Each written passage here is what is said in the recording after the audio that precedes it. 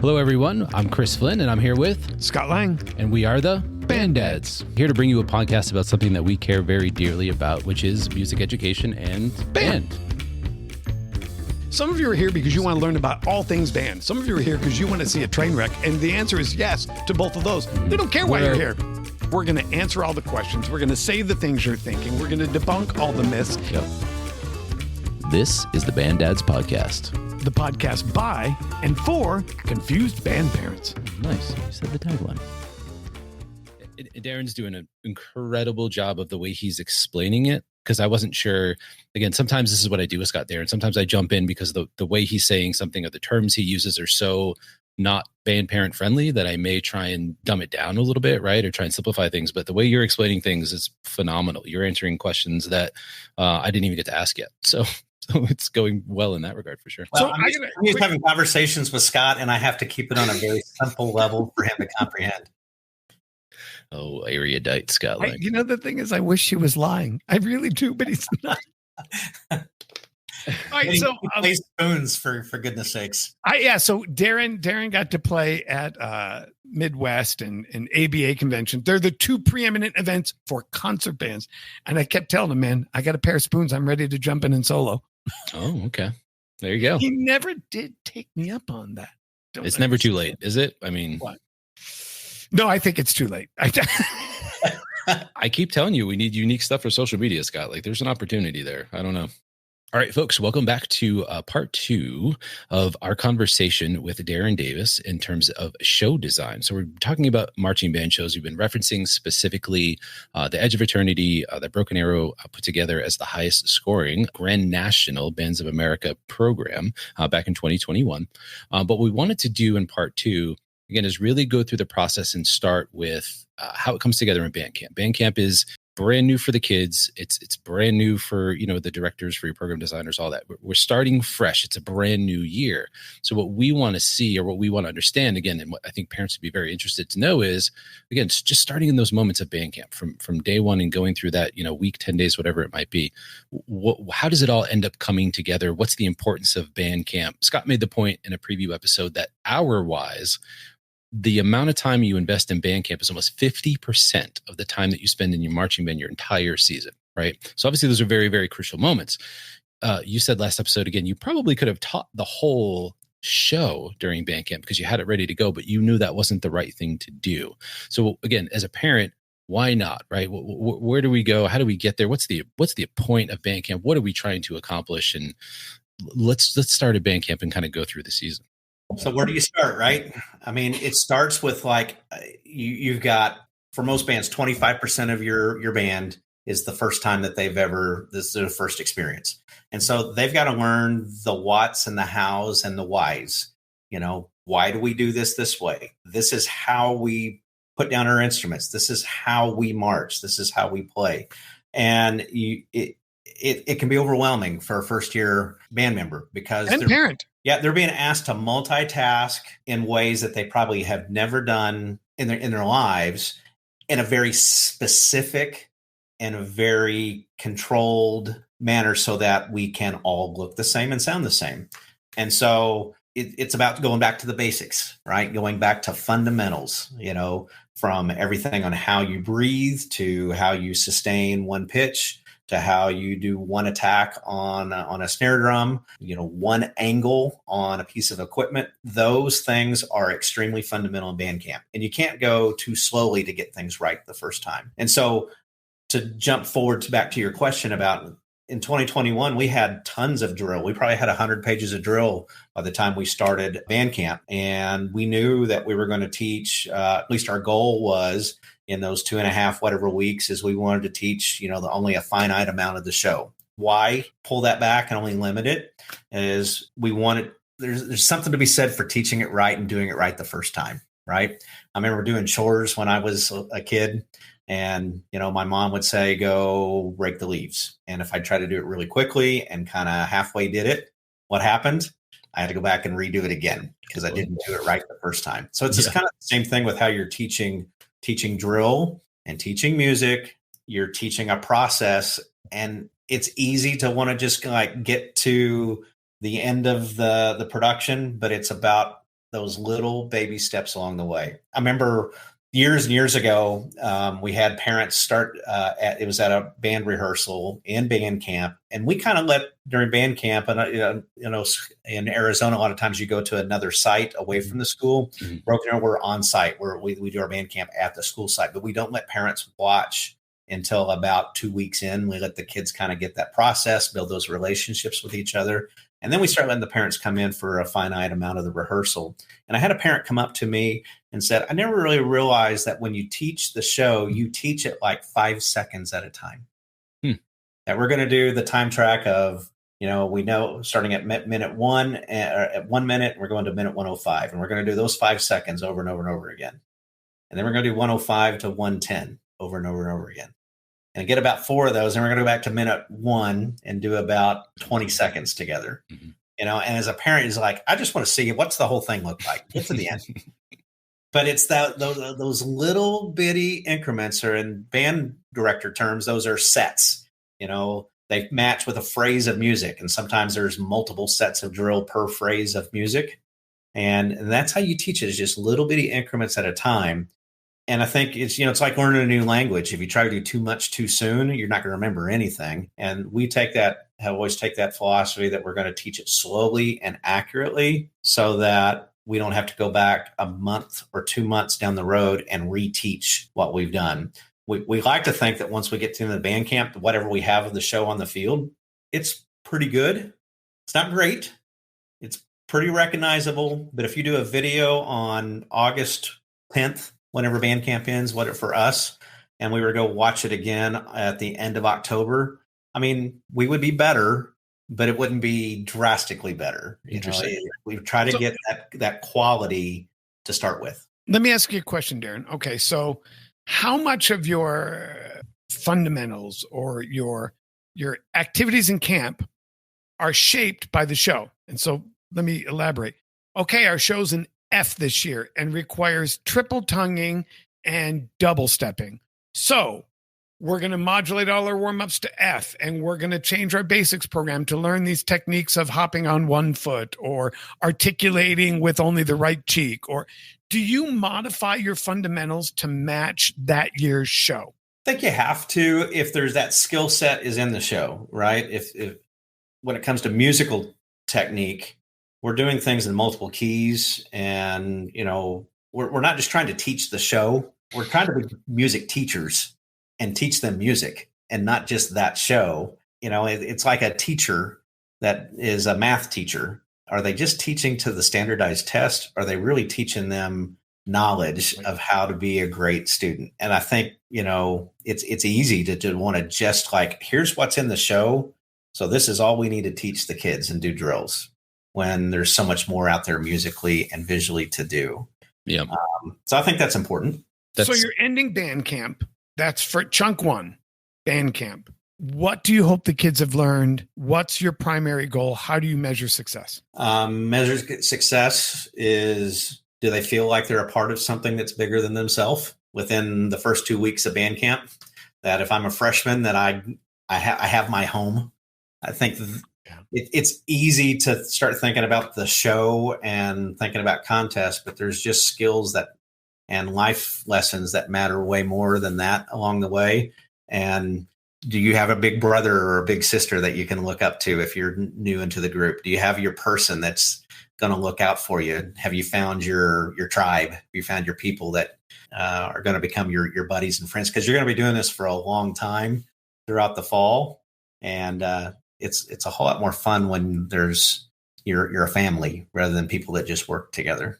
So we talked about something in our kind of band camp preview episode. One of the points that Scott started to ponder a little bit, and I'd be curious your feedback to both of us. And I think that's what you're saying right now. Kind of the main point of band camp is to establish the culture of your band ultimately. But the question came up of, is that still the case, or do we see more bands putting more emphasis on the actual competition during band camp versus the culture? And I think that's what you just talked about, is just focusing on the show itself.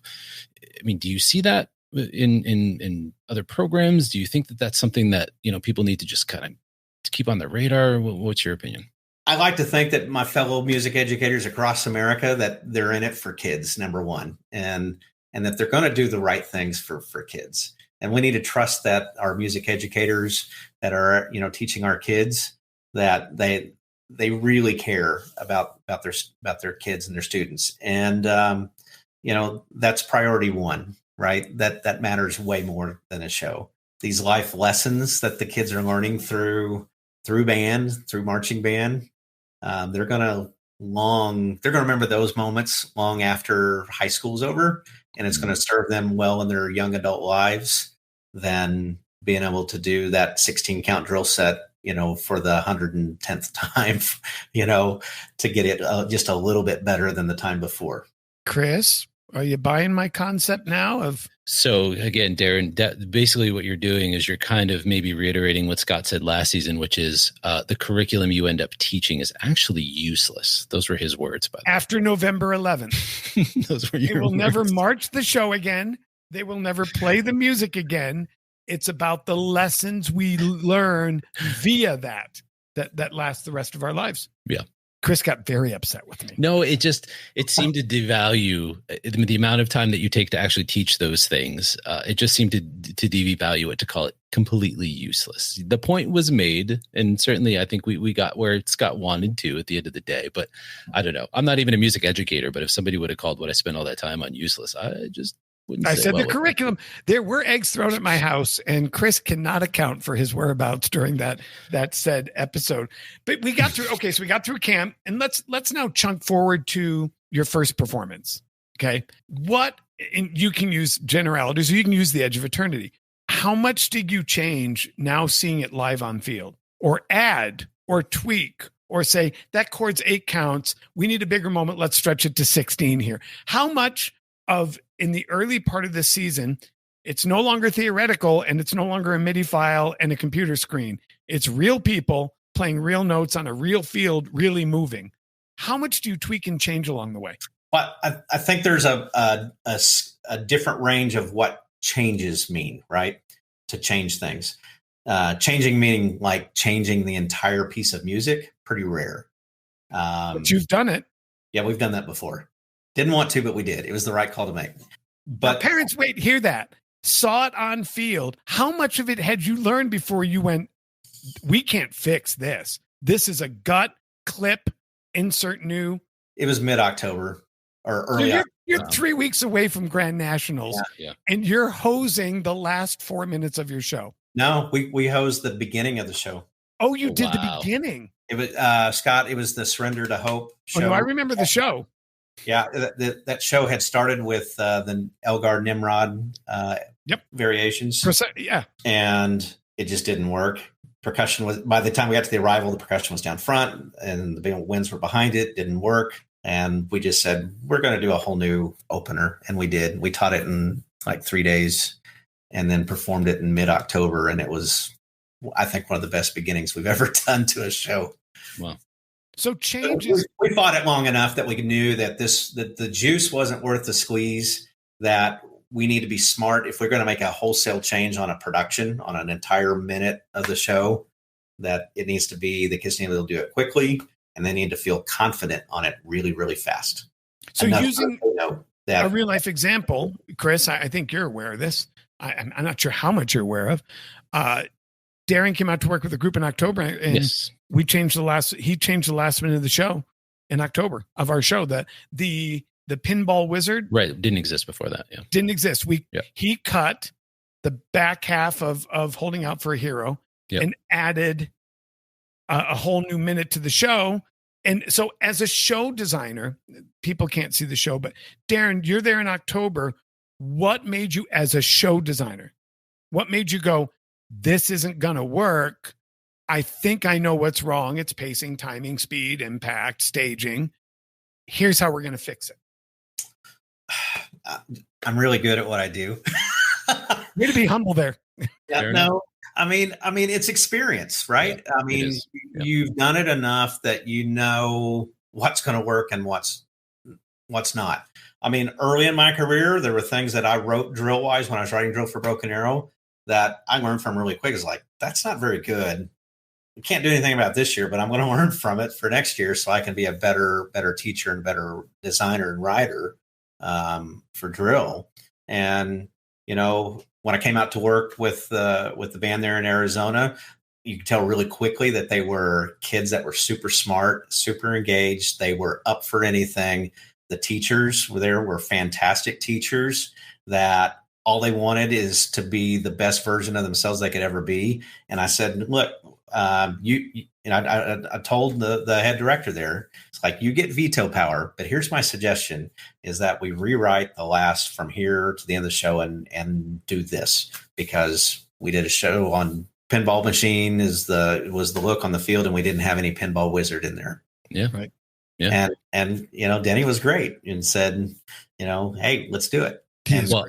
I appreciate that, because I started doing media for the band last year. And one of the first teasers I tried to do for the show, even though we didn't give everything away, one of the first teasers I did featured Pinball Wizard, but yet Pinball Wizard wasn't in the show. So it ended up being a little awkward. But I will say, again, as somebody who posts clips of the band and all that stuff, certainly after that part became a part of the show, it easily became the highlight and was something that we featured pretty often. So I think it did stand out. So I think there's no question that you could see the difference for sure. So the reason I asked the percentages, and we can jump into September now, is that, there were, and I'll use our band, and it was not a big deal or a lot, but there were people who went, well, why are you changing the show? It was finished. Why? To the parent who doesn't understand the evolution of a marching band show, what is that process like? And how do you come to the conclusion of that's not working and we're going to allocate this time and just either fix it or rewrite it or take it out?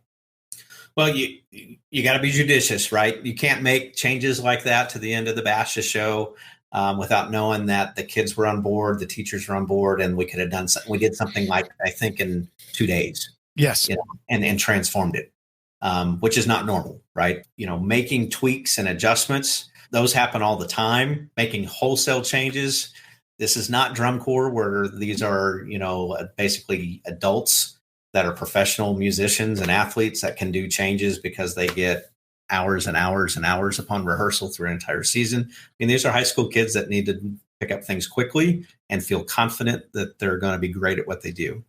Now, as a drill writer who's a band director, that got to the point where I fired myself as the drill writer, and we hired Leon May, one of the best drill writers in the activity. He would write drill, I'd start teaching it, and I would teach it with the Pieware, the drill program open. And it's like, this would be better if this set right here, flutes, you guys move 4 steps to your left. It's going to make the step sizes a little more aggressive as you get into here, and it it'll put it where you're on a yard line and you're not, or something like that. I do those changes all the time, and most of the time Leon would never know, but it made the kids perform it even better. And the times that Leon would come out and go, "Wait a minute," he goes, "I didn't do that. You guys changed this part here drill wise. Who did that?" And I was like, "Well, I did it, Leon." And he goes, "Well, I'm totally taking credit for it because I like it." And it's like, "Okay, Leon, you can do that." Did Leon, just for giggles, did Leon ever give himself credit for God, that really worked? And you thought, I rewrote that? He didn't know that you rewrote it, but he loved it. Leon may be watching this, so I'll take the fifth there. Okay, so we got through band camp. We've got through the first part of the season. We've talked about why you have to make changes or tweaks and the pacing that you add. I want to talk about now competition season. So you're now in late September and you go to a competition season and you go to your first competition. Now, Broken Arrow is unique if you're a listener because they know what their end goal is, and it's in Indianapolis and it's in 6 weeks. As a show designer, how much are you keeping behind closed doors and not wanting to share too early? And how much impact do the judges' comments make? Do they, if a judge comes and says, "Well, I don't like this," and you're thinking, well, because it's not going to sound like that in 3 more weeks, or do you really study those tapes? And do you, we're talking about not the band director, the show designer, how much input do those adjudicators have, and how much do you hide at your first competition? Well, there's a lot of questions there. So let me try to. Sorry about that. There are a couple of things here. So when you're listening to judge recordings, and I judge a lot, now. Judge a lot almost every weekend. One thing, when I get to the first contest of the year, I take it all with a grain of salt, right? I'll make those notes of like, this seemed to be 3 of the 4 judges all commented on this one section of the show, just didn't quite connect with them. Didn't seem like that maybe the kids were working too hard. It didn't seem effortless enough. Like it starts getting where you're hearing several of those judges from one show, that section might go on our radar as like, is there something we can do better that this doesn't seem so labored here? But for the most part, there's 2 types of comments that the judges will make. They're either talking about what the show is that's been written for the kids or how they're performing it. Mm-hmm. Those 2 things back from probably your judging routine that you've been through. Mm-hmm. We tend to listen more to the what the show is type of comments because we know how the kids are going to play it and march it. We know that we can teach them to do that better here in the next coming days and weeks. And so those comments about about what the show is, if there are things that are question marks with the judges, we'll revisit those possibly. But by and large, we kind of stick to our guns a little bit, that we know what the end product, at least what we feel like it is in our mind's eye and ear, that we're confident enough that we're going to trust the long game and trust the process and let all those elements come together. What about guest clinicians? Like we brought you in. Do you do that? Well, I know you do that. Tell us about who you bring in and what kind of rein you give them, and where in the season do you bring those people in? Throughout the season, and we have staff members that mostly their job is to help us with the how the kids are performing. How to make them sound better, how to do those type of things are what we bring most of our clinicians in for. And then we have different clinicians that are bigger picture, and typically there are designers that don't get to see us every day at rehearsal. We bring them in periodically so that they can see and hear what it looks like live. It's a difference between sending a video to Jim Wunderlich in California when we're in Broken Arrow, when we can bring him in twice a year for him to hear it and see it with his own eyes and ears. And he'll go, oh, well, what if I just did this to these 2 measures? It would really fix, the overall impression of how this sounds. And he would write something and we give it to the kids before they go to rehearsal the next day and say, get this memorized. All right, let's put it in. Let's give it a whirl. It's like, oh yeah, that sounds better already. So typically it's, we were talking about changes a little bit ago, Scott and Chris, about, change. There's the type of change where you're changing everything. And then there's tweaks, add 4 more counts here, do this choreography while you were just standing there. Those type of things can really take what we call the development of the show to another level. It gives it more of an artistic approach. You talked about pacing and, that Broken Arrow finishes fast and strong. They start slow. And to those who are listening, I would call Darrin. We'd talk every October and he'd be like, well, we're about 2 weeks behind schedule. I mean, it was like a perennial joke, and I remember the one year I called and you said, God, we're actually on schedule this year. What does that mean? So when do you want the show done and not finished, polished, but when do you want the drill finished, music done?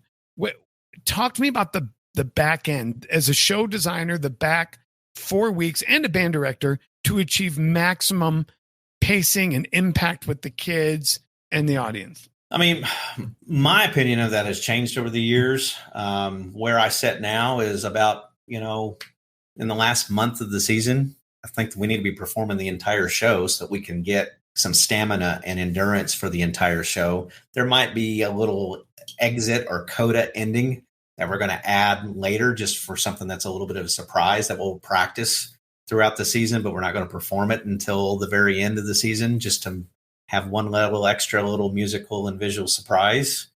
That's very common. But I always would joke about my Broken Arrow students that if we didn't change something, maybe add something here or tweak something between semifinals and finals at Grand Nationals on the very last day, I think the kids would think that we didn't care. enough to develop the show just a little bit more for them than for that very, very final performance of the year. Yeah. And there's always be something that would just be a little bit different. It would be so minor and subtle that maybe people wouldn't recognize. But then there would be years, the USA show, the Broken Arrow USA show that we've talked about, that was in 2018. We always knew we were going to end with the national anthem and that we wanted to do a full field flag that covered the entire field. And we knew that we were going to save that to the last day of the season. So we performed that 2 times publicly with the big American flag and the national anthem with the singer at the end of the show. And it was a goosebump moment that makes me smile right now, even thinking about it. I was there for that. I was in Indianapolis for that. It was magical. It was magical. Is the show ever finished, Darrin? Oh gosh, no. I think it's, if you were to talk to Picasso about one of his paintings, I don't think he ever thought they were ever finished. I think that there were times where he would display them and maybe he would go back and change and redo some of those. Same thing with Dali, some of the great artists out there. I think musically, I was like we said, we watched the Broken Arrow 2021 show before we started this podcast recording. I heard some things when I was watching with my wife, and I thought to myself, I was like, we had like 2 more days, we probably would have developed that moment right there. And, that was a show that won Grand Nationals and, had, like you said, maybe had the highest score at all time at BOA Grand Nationals. So, Chris, I only have one more kind of question at the end. I don't know if there's anything you want to ask prior to doing that. Well, so I guess, yeah. So if we're going back, there was a couple of things after watching that show, I guess, which was, so yes, 98.25 was the score of that show. Are you aware of what the highest score was prior to that? I'm just not even close. Had no idea. Fair, but there was one of the announcers, Dan Potter. He was one of the first people to come up and congratulate me. And he goes, "Congratulations on the high score." And it's like, "What are you talking about?" And he had to tell me. He's like, "Oh, that's the highest score of all time." Didn't know. Well, I can appreciate that. And that goes to what you said before, which is you guys don't really, that's not your goal, right? Your objective is not to do that, but just to beat yourself, really. That's something I think that people take for granted, only because I think, again, schools like Broken Arrow, and Avon, they're almost kind of seen as like the rock stars of high school marching arts, right? And I think people don't necessarily understand that your goal is not to come out of Grand Nationals with the highest score ever. It's literally to put the best thing on your field that your kids are capable of. And you as a director and a designer really are trying to do them justice by the production and show what they're capable of. And I think that's really the objective of every marching band, every good marching band. I really think that is the objective itself. I'm curious though, if you think, because you mentioned kind of COVID being an overlap with this show, do you think that this show, the results of the show, do you think it could be replicated, or do you think the conditions really created kind of the opportunity to have a show like this and have those outcomes? I think anyone can have that, right? I think, there are definitely shows that hit different bands differently, that there's going to be memorable to them or that they'll feel like they were more successful with, but to back to your point, I thought you've made a great point there about how to view competition. I will say this, we always want to be competitive. Don't get me wrong. Right. We want to be competitive. Yes. But it's not about if we have to have a certain score. And winning's fun. Don't let me tell you, give you the wrong impression. Winning is great. Winning's fun, but if we don't have to have that medal hanging around our neck to validate all the hard work that these kids have done and spent together. It's fun to say this highest score of all time. That's fun to say. Sure. But that's not what I remember the most. I'll be honest with you. I had to go back because I knew we were going to prepare for this. I knew it was the highest score of all time, but I don't remember what it was. And I had to go look it up because I didn't even remember what it was. There'll be other band aficionados and nerds out there that they can recite all that stuff to you. I'm just not one of those. It says it's fun, but it's not the only reason we do it.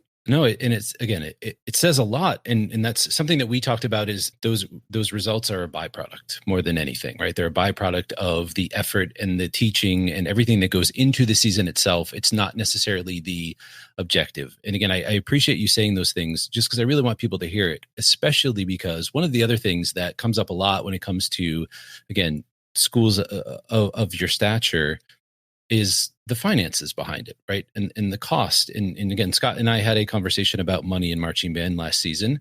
And to state the obvious, yes, the more funds that you have, it does lead to more instruction and all of those things. But I don't want people to discredit the fact that effort that the kids put in is still there. Like, they still had to put the effort in to create what happened on the field. They still had to create those moments for you. And again, I just don't want that to get lost, the fact that even you, as the director of the highest scoring band in the history of Grand National, you had to go look up the score because that's not what was important to you. So I appreciate you saying that for sure. I have one other question, which is totally kind of a curveball, just a little bit, but we talk a lot about band and instrumentation and movement. I always feel like we kind of overlook our color guard friends. What do you think? Is color guard kind of overlooked in this activity? Like, how do you feel? What do you think your role of color guard is? Not in Darrin's band. Well, I just don't think we get to give them enough credit. So what's your vision, or what do you think the role of color guard is for marching? I think the color guard tells the story more than any other performers on the field, whether it's a abstract concept or a literal story. They're the most of what you see and bring it to life. And as a trumpet player or a clarinet player, the physical aspect of what you do is significant. But think about a color guard member. If they decide that they don't want to participate for like 2 counts because they're tired, yeah, you would know, right? Because you'd see that a piece of equipment. If a clarinet player or a flute player, trombone player decides that they're going to not play for 2 counts, you probably would never know. So they're among the most exposed and most probably unforgiving sections of the band, because you see everything that they do, but they offer, I think, the most when it comes to character and characterization of the show. And definitely at Broken Arrow, they're not an afterthought. They're almost in the foreground of what that look is going to be and that characterization. If you happen to watch a YouTube clip of that Broken Arrow show, there was a pre-show that's you can't watch on the whatever the Flow Marching or whatever network is, but yeah. You see a YouTube video, there's a pre-show out there that's just the color guard being expressive and dancing, and it's beautiful and touching at the same time. And it set the show up for what happened the next 9.5 minutes or whatever it was after that pre-show, because of how the color guard set it up. I love that. Awesome. All right, I got one last question for you, Darrin. Do you have a show that you always wanted to do but never did? Or do you have one just on the edge of your brain? As a show designer, is there something stuck back in there? You're like, if I have one more chance, I want to do X. What is that show? I can't tell you. Well, you can't, but you have it. Oh, yeah. And then do I get to participate in it with spoons? A spoon feature soloist. I don't know if it's in the cards or not. Maybe that pre-show you just talked about. Maybe there's some pre-show opportunity. That'll set the tone, Darrin. That will set the tone if you have me do spoons. But have it in your mind. But to go back to your point is, yeah, there's about 2 or 3 shows that. How fully baked are they in your mind? They're pretty solidly in there. And whether it's Broken Arrow or another group that I might consult with down the road, if it's the right group and the right setting, yeah, I've got some great ideas. All right. So if there's a band that wanted to be one of those bands, how would they get in touch with you, Darrin? You can find me on the interwebs. Go to bafinearts.org or brokenarrowpride.com. Any last words in terms of band parents themselves? Only because, again, Darrin, you are very accomplished, in the art itself. And we talk about all the time how parents understand the lessons that they got to participate in as sports. So people understand athletics and they understand, what they take from athletics and all those things. But you are somebody who is kind of equivalent to what a Nick Saban would be within, high school marching arts. What would you say again to parents? What do you want them to take away? I know that's kind of a broad statement, but what do you think the focus should be? Just kind of a statement from Darrin Davis to band parents to say, this is what I really want you to take away in terms of why your kids are in this activity. Well, my great friend Scott Lang says, the more you give, the more you get. And the more you get, the more you have to give. And it means the same thing to the parents just as much as it does to the staff member, to the freshman, and to the senior student. Get involved, be there to support your kid, make a memory with your child, particularly in high school, because in a few years, they're probably not going to be living with you every day any longer. They're going to be into their adult lives. And it's going to be some of the great moments where you can experience kids being at their very, very best, and you can be there to support it.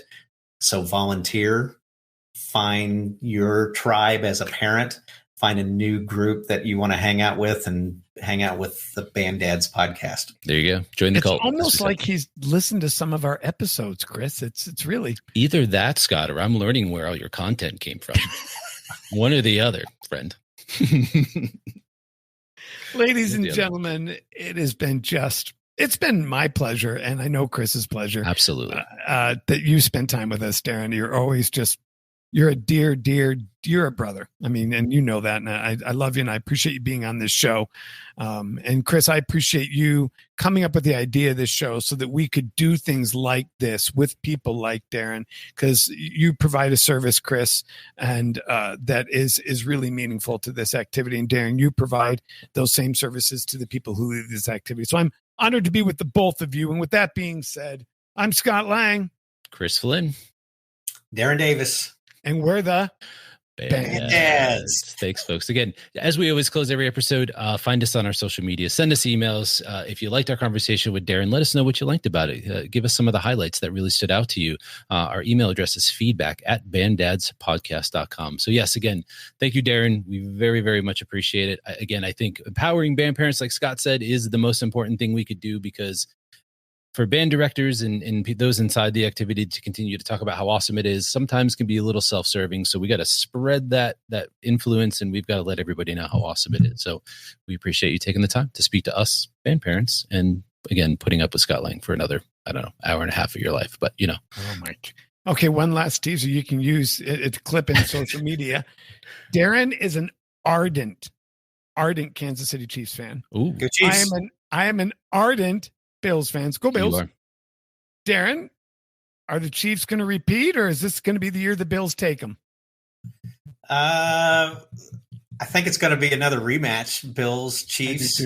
I do too. It'll probably be in Buffalo this year, but Chiefs going all the way. No way. Go Bills.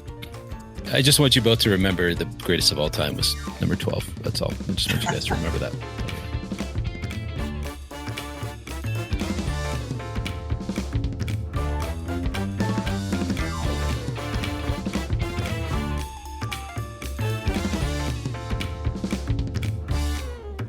To stay up to date with the Band Dads podcast, visit our website, banddadspodcast.com. Want to communicate with the Band Dads? Send an email to feedback@banddadspodcast.com. The Band Dads podcast is a 5 Deuce Media production. For more information, visit 5deucemedia.com. That's numeral 5deucemedia.com. For more information on Scott Lang leadership and solutions for music education, visit scottlang.net.